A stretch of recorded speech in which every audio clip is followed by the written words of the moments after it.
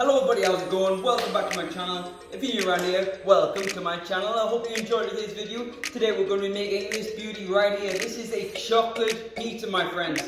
It's incredible. It's made up of a beautiful chocolate brioche dough that's buttery, rich, gorgeous, topped with some butter and brown sugar, then mascarpone and large chocolate buttons.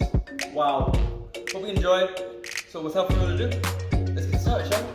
So to make the chocolate brioche dough, I'm going to first combine together the dry ingredients such as the flour, the cocoa powder, the salt, the sugar and the instant yeast. Then I'm going to add in the chilled milk and eggs. Mix with your fingertips until it comes together. Then transfer to your work surface and knead it until your life depends on it. Stretching out the dough until it turns smooth and elastic. My greatest tip when it comes to kneading bread is think about someone you hate. Imagine the dough is that person and give it all you got. This will take about 10 minutes. It's a great workout, but feel free to use your stand mixer instead. It will be a bit faster, but I would encourage you to try dough by hand. Now once the dough is completely smooth, we're going to add the butter. The butter should be cool but pliable. For faster results, incorporate the butter using half of the dough, then add the remaining.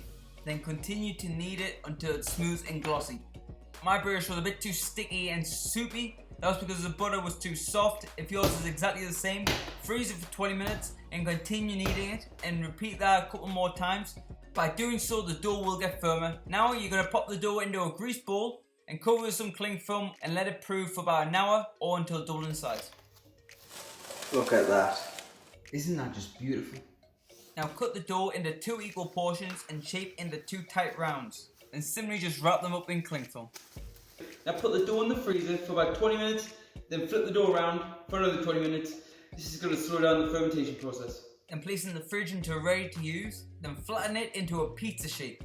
Then cover and let prove until double in size. This may take 30 minutes to an hour and a half, depending on your room temperature. Then puncture the dough with your fingertips and top with cubed butter and brown sugar. Now you're going to put in the oven for 10 minutes at 180 degrees Celsius and top with some mascarpone and bake again for additional 8 minutes.